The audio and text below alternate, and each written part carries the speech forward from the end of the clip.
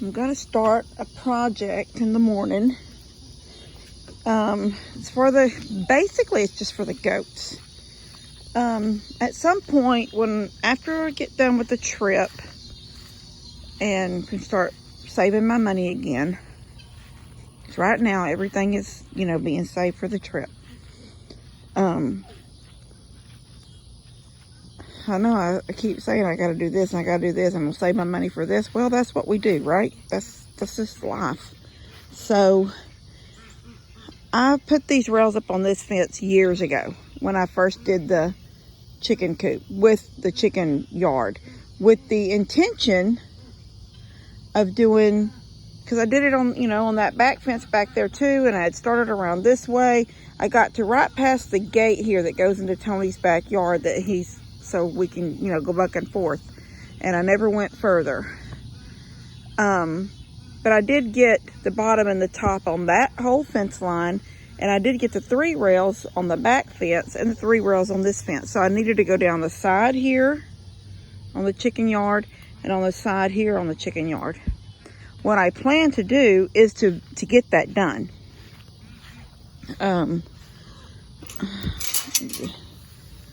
The rain has made this water green. I need to empty that and put fresh. This post is wobbly. This one is basically broke off at the ground. See that?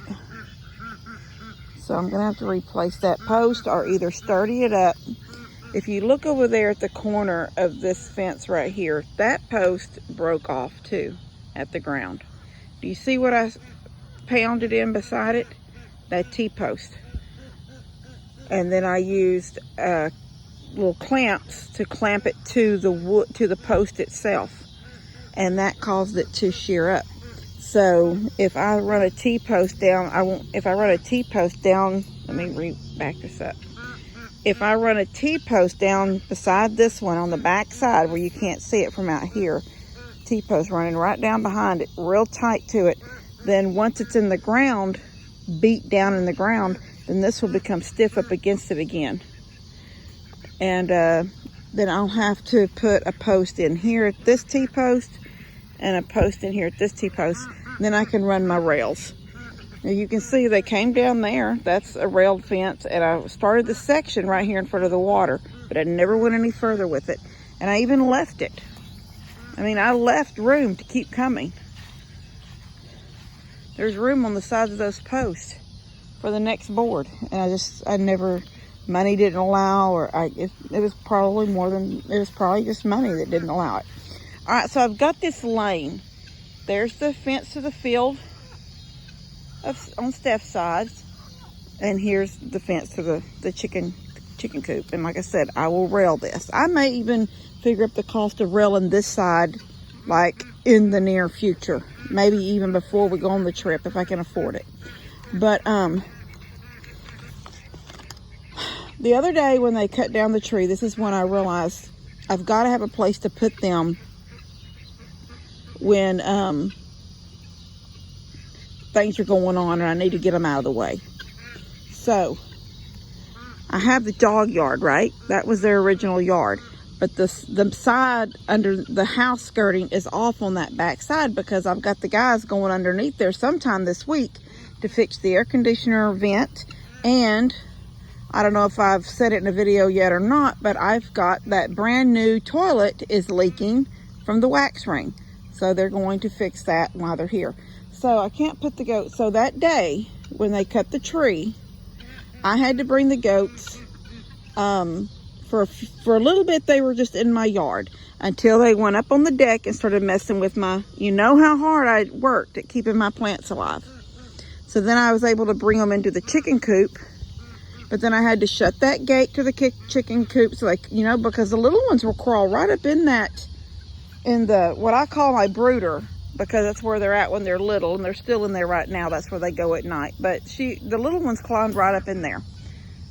So anyway, I'm thinking, okay, I've got to find a better solution and even if I was going to take them to the dog yard, they would have been all over this yard. Like the minute I let them in the gate and tried to coax them into the chicken yard, it wasn't working. you just, you know, they were just too excited to see there was new things they were going to get to eat at and mess with. So, this is my thought.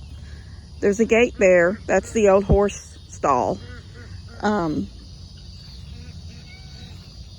So if they're even in here for a day or two, they're completely safe.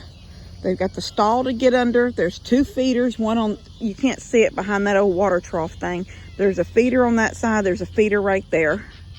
What I want to do is build a gate. Well, I was going to see, Steph had an old gate that she had taken down off one of, when she had her backyard fence across there. She took a gate down. I went and measured it. It wasn't long enough. If I could come from this corner, and it would be at an angle because I'm not going to set another post. If I could come from this post here across to the post on this fence line, that is 12 foot and 6 inches. Okay, well, you can buy a 12-foot gate all day long. I would have to either, come on. Oh, this one's not a good one. I like the one I push my button and it goes in. All right, hold on. Dadgum. One hand in it, it's not working good. Come on now. Come on. Come on. Get in there. There, okay. I could build this out, like I could put a 4x4 right here, screwed into it, bolted in, and then a 4x4 on that side, because 4x4s are really only 3.5. That would build out those 6 inches. That would be almost 7 inches, but probably make it work. And there would just be one big gate that opens back against something. But a 12-foot gate is very expensive, and since none of us have one around here just laying around extra, I'm going to build one like I built that. Let me go over that one. It's like the one in my front yard too, and the one at the dog yard. I mean, that's what I'm going to build. Just like the one over there going into Minky's yard now. It'll look just like part of the fence. It'll be the 3 rails hinged on one side, and then 3 supports down the middle holding it all together. And then I've got wire on it to keep the goats from crawling through. I'm going to build that same fence, that same gate down here, but I'm going to do it in 2s. I'm going to do it divided. That 12 foot plus the 6 inches, I'm going to divide that exactly down the half, and I'm going to build 2 identical fences, gates. One screwed to this post, hinge to this post, and one hinge to this post. And then I've already got on an old door that I don't use anymore that I don't know what they're called. They're made for gates. You can pull it up. It's a real heavy duty piece of metal, round piece of metal. It's got a hook on one end usually, where it won't go down any further. It's got 2 little latches, one at the bottom, one at the top, little like half moon latch type things. And you screw it like a clamp. You screw it here at the top and you screw it at the bottom, and then you drop that rod down in it, and you can push the rod into the ground. And you screw it to the gate, so the gate won't, once that's shoved into the ground, the gate won't move. And that's what I've got one of those already. So I really only need the material, and I already have hinges. I'm pretty sure I have. I don't get rid of anything. So, and I have some corral boards already at the house. I know I'm going to have to get a couple more. But I am pretty sure this was 12 foot and 6 inches. Pretty dadgum sure that's what I seen. It might have been more like 5, but it's 6. That is full on 6 right there. So I will divide that completely in half, and I will build 2 gates, a little bit tinier than that, so they won't rub. Or you know what, might not even hurt to build one just a little bit taller. I mean, a little bit wider. That might be a good idea. So it shuts up against the other one. Yeah, that's even better idea. One will be a little bit wider. Once I split it down the center, I'll make one a little bit wider. So when they close, one closes against the other one. And that, what I was saying, the whole point of this is when they're closed, they'll stay open all the time. And that'll get them here to this water trough. Although they have the pond and there's a trough up there by Dad's, up there for the cows. So I'm not really worried about the water trough. Unless they're closed in here. When they're closed in here, they have the water trough here. They have food right there. I can easily put those little solar lights up there that'll come on at night. I think the ones that I've received recently are all more like motion. They're solar, but they're motion. I need to look into some solar ones that are all night, I guess, until the solar power runs out. But they just come on at dark and stay on. Or go ahead, there's power in that barn, just bring another. I've got a light kit up on that tree. I don't know if y'all can see that. I don't know why it's not working. It used to work. I had it always worked, because I have it on that tree because Levi was always on the trampoline even at night. And I wanted him to be able to see, and I wanted to be able to see him from, you know, the back door if I went over and looked at him. Things are just starting to come on. I just seen those little butterfly lights pop on right there. Where's my finger? Right there. Those little butterfly lights popped on. So anyway, this would be a good area to put them. There are two guineas fighting. This would be a good area to put them. There's shade. There's this tree has some shade. There's shade under the shed. There's water.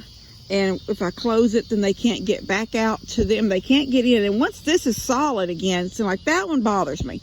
And I'm going to tell you why they lean like that. Well, I could say that Harvey did this. A lot of the fences are leaning because of Harvey. The rush was so heavy of the water. The flow was so fast.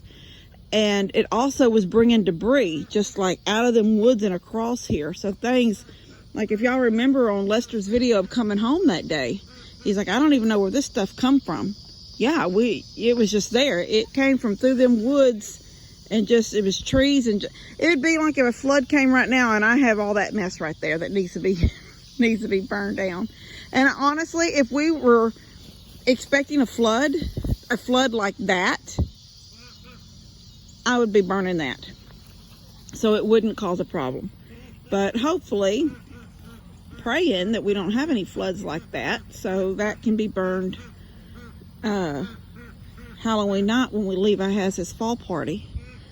But anyway, I think this will be a good, a safe place to put them once it's got an end down there that can close.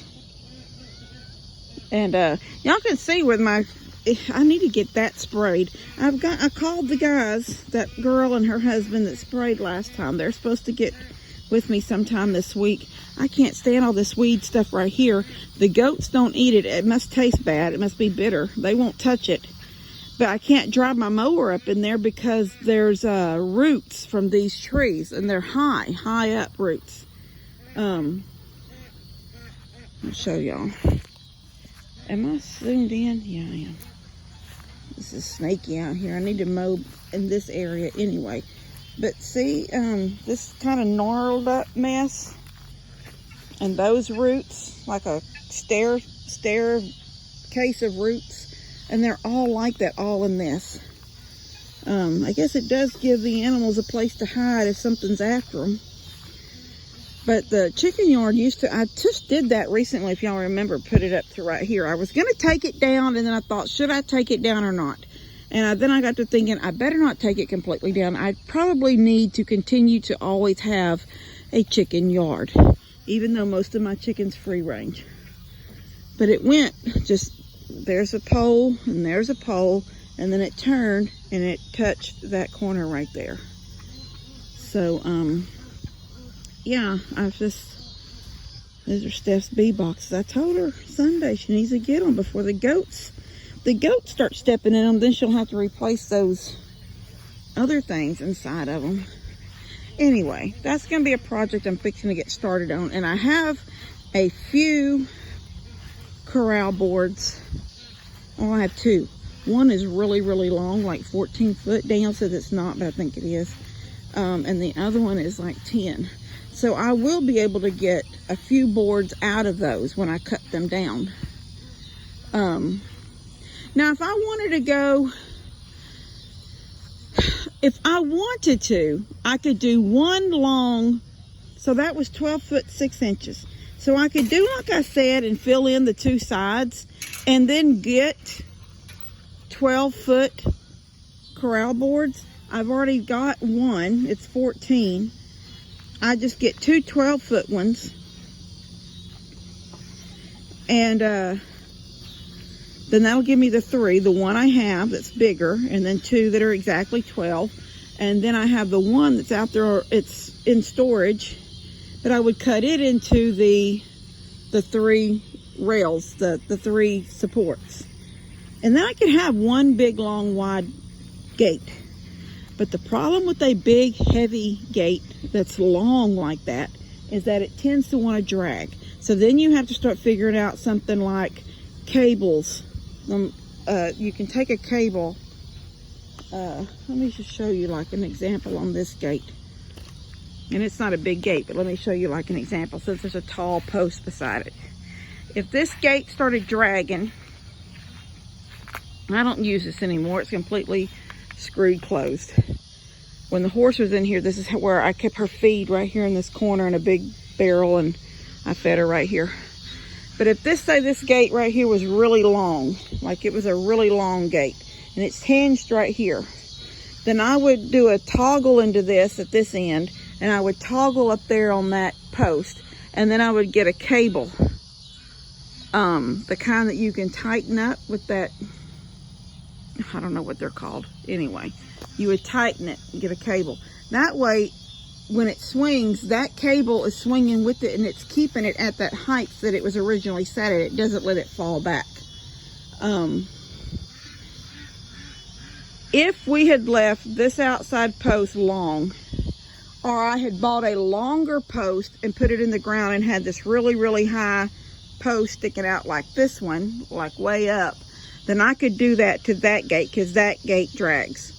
I have to carry it about 3 or 4 feet before it swings without rubbing the ground. So that's that's the problem you run into when you have a really wide gate, is that they want to drag bottom. So that's the only thing that's sort of holding me back from doing it that way, just making one big one, is that if it drags, that's going to be a pain in the butt. And also 12-foot boards, they're not all that easy to carry in your vehicle. Even my truck, you know, I have the short bed on my truck, so a 12-foot board don't really carry well. And I don't want Lester nor Daniel to run to town with their trailers just to bring me two 12-foot boards. That's but I can go and get 8-foot boards all day long, or even 10-foot boards all day long in my truck. So I think that's the way I'm going to go. I think I'm going to go with double gates that open, one opens this way, one opens that way, and then do one just a little wider, so when they close up against each other, one rests against the other one. I think that'll be the best thing to do. All right, well, this is I've done talked for dadgum 19 minutes about what I want to do, and haven't showed y'all what I will do yet. So I'm gonna get on that project pretty soon, in the next few days, I think. I'm just thinking, you never know, like when they do get ready to start bringing that tree over to this burn pile, I think I'm gonna have a couple of the stumps brought up and put right out here by the pond, not close to the pond, but where the goats can lay on them and play on them. Even though I don't have baby goats anymore, my young ones still tend, that's a lie too. When they cut that tree, and after I realized they were done out there and they'd already shut the gate, so to go into that field, I let the goats back out there. And I walked over to the tree so they could see it.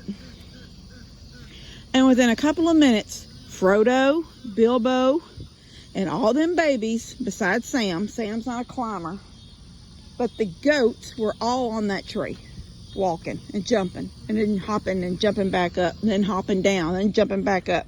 They were having a time. So I don't want to leave it over there, because I don't want snakes to build up around it. I don't want it to be where I can't mow. So if I just have them bring a couple of those, so they cut them in chunks, like movable chunks that are big enough for the tractor to move. So look at my pond, look at my pool. I know it. I did it again. The rain came for that, what was it, Friday and Saturday when it rained. And it got green on me again. I done took the filter out. The filter's laying over there on the ground. I need to put a new filter in it, and then I've got a jug of that stuff to pour in.